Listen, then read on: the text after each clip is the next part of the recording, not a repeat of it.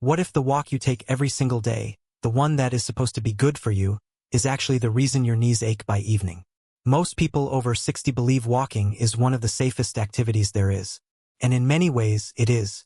But the way you walk, the shoes you choose, the surfaces you favor, and even your posture can quietly wear down your knee joints over months and years without you ever realizing walking itself was part of the problem.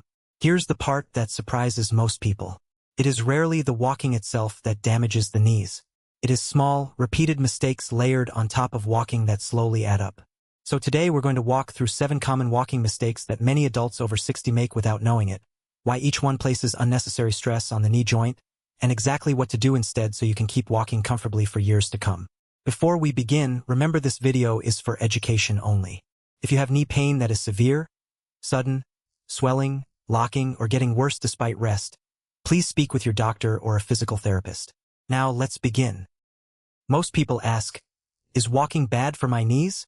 But that is actually the wrong question. The better question is, am I walking in a way that protects my knees, or in a way that quietly overloads them? Because walking itself, done well, is one of the gentlest, most joint-friendly activities available. The knee joint is designed to handle repeated impact, and in fact, movement helps nourish the cartilage inside the joint by circulating joint fluid. The problem is not the number of steps you take. The problem is the small mechanical mistakes that happen during those steps, mistakes that place uneven, repeated stress on one part of the joint instead of distributing that stress evenly the way a healthy walking pattern should. Think of your knee joint like a hinge on a door. A door hinge is designed to handle thousands of openings and closings over its lifetime, as long as it stays aligned and lubricated. But if that same hinge is forced slightly sideways every time the door opens, if it's never oiled, or if extra weight is hung unevenly on the door, it wears out far faster, even though the number of times the door was open stayed exactly the same. Your knees work in a similar way. It's not just about how much you walk. It's about how aligned, supported, and prepared your joint is during each and every step. Let's start with the first mistake, and one of the most common: walking with worn-out or unsupportive shoes. Many adults over 60 continue wearing shoes long after the cushioning and structural support have broken down. Sometimes because the shoes still look fine on the outside, or because they've simply grown attached to a familiar, comfortable pair. But shoe cushioning compresses and degrades with use, often losing significant shock absorption after 300 to 500 miles, even if the outside of the shoe shows little visible wear. When cushioning breaks down, more impact force travels directly up through your foot and into your knee joint with every single step. Over months of daily walking, this repeated extra impact can contribute to knee discomfort, especially in people who already have some cartilage thinning, which becomes more common with age. The fix is simple. Check the midsole of your walking shoes by pressing your thumb into the cushioning. If it feels flat, hard, or compressed compared to a new shoe, it's likely time to replace them. As a general guideline, many walking shoes benefit from replacement every 6 to 12 months for those who walk regularly, though this varies based on your walking frequency and body weight. The second mistake is walking on hard, unforgiving surfaces exclusively, particularly concrete, without any variation. Concrete sidewalks are convenient and widely available, but they offer essentially zero shock absorption compared to surfaces like a rubberized track, packed dirt trail, or grass. If all of your walking happens on concrete, day after day, the cumulative impact on your knees is meaningfully higher than if you occasionally varied your surfaces. This does not mean you need to avoid concrete entirely. Many people simply don't have easy access to alternative surfaces every day. But when possible, alternating between concrete, a local park path, a track, or even a treadmill with slight cushioning can give your knees periodic relief from the hardest impact surfaces. If concrete is truly your only option, this makes proper footwear, discussed in the first mistake, even more important, since your shoes become the primary source of shock absorption. The third mistake, and one that surprises many people, is walking with a shortened, shuffling stride instead of a natural, full stride. As balance confidence decreases with age, some people unconsciously shorten their stride and reduce hip movement, essentially shuffling forward rather than walking with a full, fluid gait. While this may feel safer in the moment, a shortened, shuffling stride actually changes how force travels through the knee joint. A natural walking stride allows the hip, knee, and ankle to work together, sharing the load of each step across multiple joints and the surrounding muscles. When the stride shortens and hip movement decreases, the knee often ends up absorbing a larger share of the impact that would otherwise be distributed more evenly. Over time, this altered mechanic can contribute to increased knee strain. The fix here is not to suddenly force a longer stride, which could actually increase fall risk if balance is a genuine concern. Instead, focus on allowing your hips to move naturally with each step, engaging your glutes slightly as you push off with your back foot, and letting your arms swing naturally, which helps encourage a more complete, balanced gait pattern. If balance is a significant concern, working with a physical therapist to safely improve stride length and confidence can be far more effective than simply avoiding a natural walking pattern altogether. The fourth mistake is walking without engaging the surrounding muscles, particularly the quadriceps and glutes, essentially letting the joint itself absorb most of the work instead of the muscles that are supposed to support it. Your knee joint was never designed to work in isolation. It relies heavily on the muscles surrounding it, particularly the quadriceps at the front of the thigh and the glutes at the hip, to stabilize the joint and absorb a significant portion of the force generated during walking. When these muscles are weak, whether from years of sedentary habits, illness, or simply natural muscle loss that tends to accelerate after 60, the knee joint itself is forced to bear more of the mechanical load that muscles should be sharing. This is one of the most overlooked contributors to knee discomfort during walking, because people often assume the problem lies entirely within the joint, when in reality weak supporting muscles are placing extra demand on that joint. The fix involves incorporating simple strength exercises a few times per week, such as seated leg extensions, wall sits held for short durations, or gentle squats using a chair for support, all of which help rebuild quadriceps and glute strength over time. Stronger muscles around the knee often translate directly into less discomfort during walking, sometimes within just a few weeks of consistent strength work. The fifth mistake is walking downhill or downstairs incorrectly, often without realizing the significant extra load this places on the knees compared to walking on flat ground or even walking uphill. Many people don't realize that walking downhill actually places considerably more stress on the knee joint than walking uphill, because your quadriceps must work eccentrically, lengthening under tension, to control your descent and prevent you from falling forward with each step. This eccentric loading, especially when done repeatedly on a long decline or a full flight of stairs, can be a significant contributor to knee discomfort, particularly for those with existing cartilage wear. The mistake many people make is descending stairs or hills quickly, taking large steps, or failing to use available support such as a handrail. The fix is to slow your pace specifically on downhill sections and stairs, take slightly shorter steps to reduce the load per step, and use handrails whenever available, not as a sign of weakness, but as a smart tool to redistribute some of that load away from the knee joint. If a particular hill or set of stairs consistently causes knee discomfort, it may be worth finding an alternate, flatter route for your regular walks while you work on building strength to better handle the more demanding terrain. The sixth mistake is walking too far, too soon, particularly after a period of inactivity, illness, or a long break from regular exercise.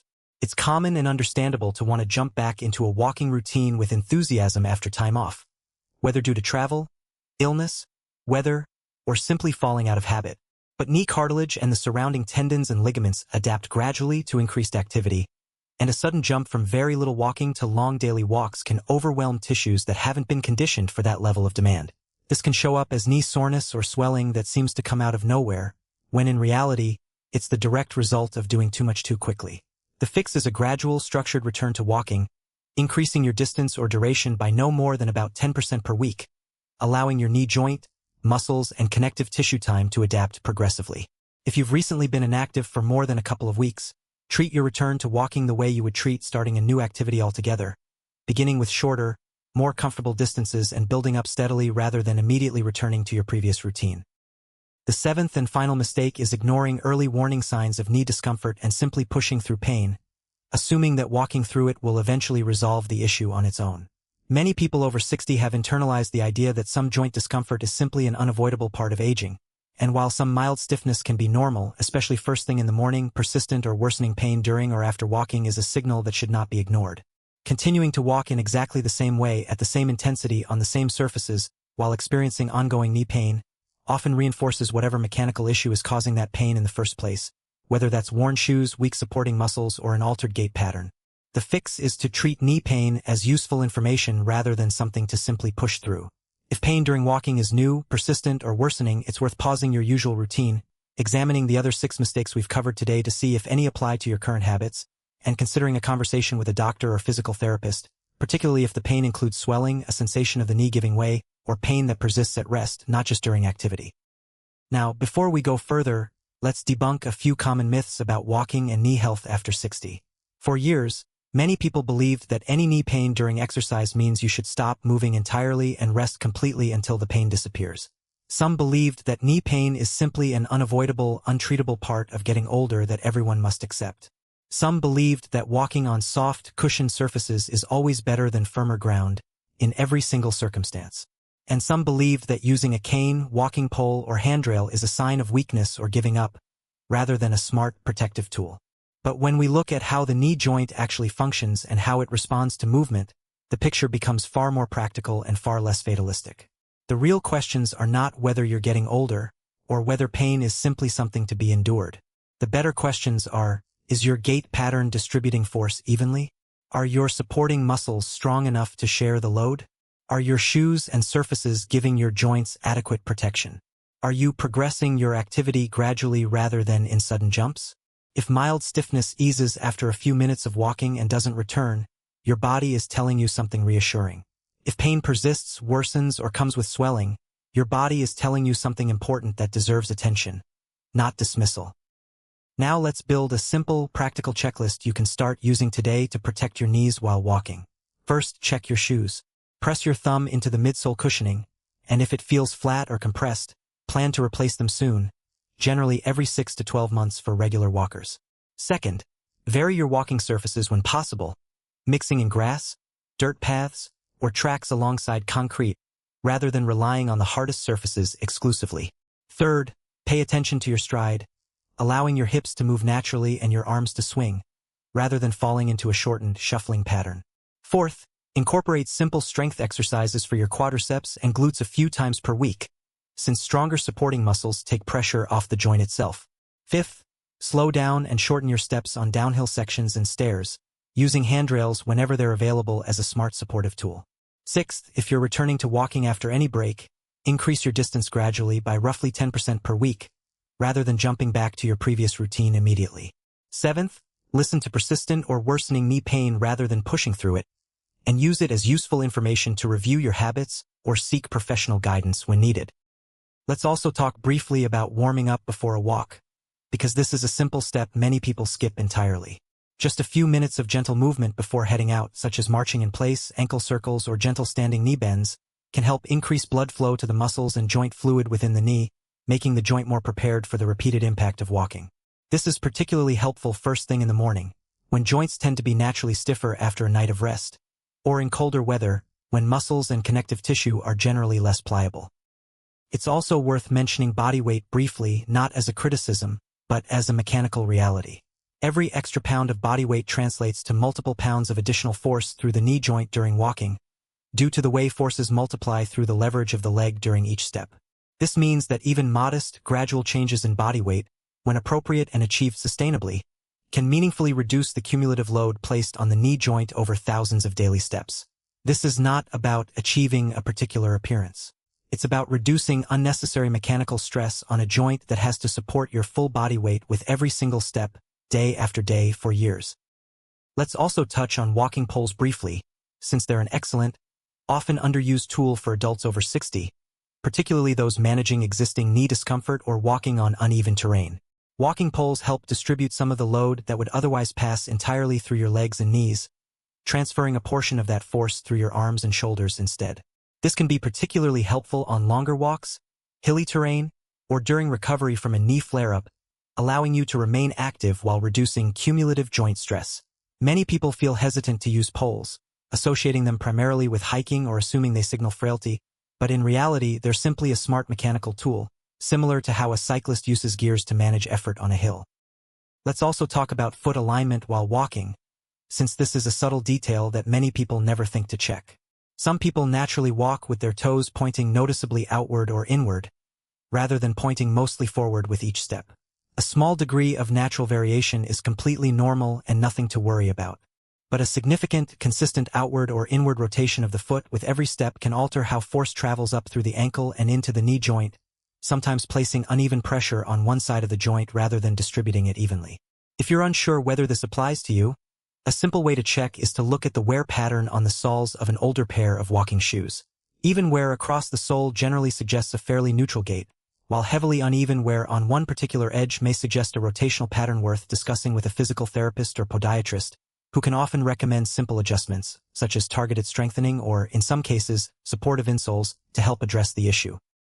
It's also worth spending a moment on what happens after your walk, not just during it, since the period immediately following a walk is when many people either support their knees well or unintentionally undo some of the benefits. Gentle stretching after walking once your muscles are warm can help maintain flexibility in the muscles surrounding the knee, including the quadriceps, hamstrings, and calves, all of which influence how the knee joint moves and absorbs force. A simple standing quadricep stretch, holding onto a wall or chair for balance, or a gentle seated hamstring stretch, held for 20 to 30 seconds on each side, can be enough to support long-term flexibility without requiring an elaborate stretching routine. Skipping this step entirely is not necessarily harmful in the short term, but over months and years, maintaining flexibility in these surrounding muscles tends to support smoother, more evenly distributed movement through the knee joint during future walks. Cold weather deserves a brief mention as well, since many adults over 60 notice their knees feel stiffer or more sensitive during colder months. This is a genuine physiological response, as colder temperatures can cause joint fluid to thicken slightly and surrounding muscles to remain tighter, both of which can reduce the natural cushioning and flexibility your knee relies on during walking. This doesn't mean you need to avoid walking in cold weather entirely, but it does mean the warm-up period mentioned earlier becomes even more important during colder months, and layering appropriately to keep your legs and joints warm before and during your walk can make a meaningful difference in comfort. And are worried that walking might make things worse? Let's also touch on recovery days briefly, since even a joint-friendly activity like walking benefits from occasional rest. Walking daily is generally well tolerated by most adults over 60, but if you're increasing your distance, adding incline, or returning from a break, building in 1 or 2 lighter days per week, whether that means a shorter walk or a gentler pace, gives your muscles, tendons, and joint tissue a chance to recover and adapt. This is especially useful advice for anyone who has recently added several of the fixes discussed today at once, since your body is essentially learning new movement patterns, and like any new skill, that adaptation benefits from a balance of practice and rest. In most cases, gentle, well-supported walking is not something to fear or avoid entirely, but rather something to adjust thoughtfully using the 7 fixes discussed today. Complete rest for an extended period can sometimes lead to further muscle weakening around the joint, which paradoxically can make knee discomfort worse over time, not better. The goal is not to avoid walking, but to walk smarter with better footwear, better surfaces, better stride mechanics, stronger supporting muscles, and appropriate pacing, particularly on hills and stairs. And what about people who currently walk with no discomfort at all and wonder if these mistakes even apply to them? Many of these mechanical issues develop gradually and silently over years before producing noticeable pain, meaning the absence of current discomfort doesn't necessarily mean your walking mechanics are optimal. Reviewing and adjusting these 7 areas proactively, even without current pain, can serve as a valuable form of prevention, helping to preserve healthy knee function for many more years of comfortable walking ahead. Now let's summarize everything in a simple way. The 7 common walking mistakes that can silently damage your knees after 60 are wearing worn-out or unsupportive shoes, walking exclusively on hard surfaces without variation, adopting a shortened or shuffling stride, failing to strengthen the muscles that support the knee joint, descending hills and stairs too quickly without support, increasing walking distance too rapidly after a period of inactivity, and ignoring persistent or worsening knee pain instead of addressing its underlying cause. None of these mistakes are about walking too much. They're about walking without the mechanical support, awareness, and gradual progression that your knees genuinely need, especially after 60, when cartilage, muscle mass, and joint fluid production naturally change compared to earlier decades of life. But remember, the goal here is not to become fearful of walking or to overanalyze every single step you take. Walking remains one of the safest, most accessible, and most beneficial activities available to adults over 60, supporting not just your joints, but your heart, your mood, and your overall independence. The goal is simply to walk with a little more awareness, making small adjustments where needed, so that walking continues to support your body rather than gradually working against it. So tonight or on your next walk, don't try to fix everything at once. Choose one thing, check your shoes and press your thumb into the cushioning. Notice your stride and see if your hips are moving naturally. Slow down slightly on the next hill or staircase you encounter. Small, consistent adjustments applied one at a time can make a meaningful difference in how your knees feel, both today and for years of walking still ahead of you. Now, I want to hear from you. Which of these 7 walking mistakes did you recognize in your own routine, and have you noticed a difference in your knees since making any adjustments to your walking habits? Share your experience in the comments below. Your story may help someone else watching this video protect their knees before discomfort ever begins. If this video helped you, please like, subscribe to NutriCure, and turn on notifications so you don't miss more simple, practical health strategies for adults over 60.